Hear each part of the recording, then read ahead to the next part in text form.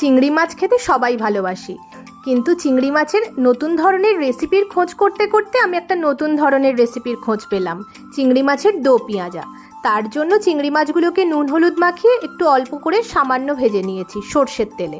তারপর চিংড়ি মাছগুলোকে তুলে নিয়ে তার মধ্যে বেশ কিছুটা পরিমাণ পেঁয়াজ দিয়েছি, যেহেতু দো পেঁয়াজা, পেঁয়াজের পরিমাণটা তো একটু বেশি দিতেই হবে।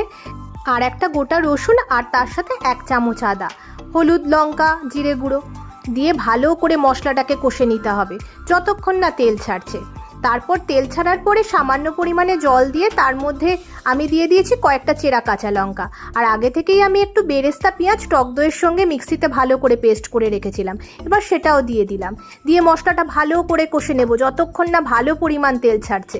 তারপর চিংড়ি মাছগুলোকে ওর মধ্যে দিয়ে দেব, বেশ কিছু সময় ফোটাতে দেব। ফোটানো হয়ে গেলে উপর থেকে ধনেপাতা কুচি দিয়ে সার্ভ করে দেব আমার চিংড়ি মাছের দো পেঁয়াজ।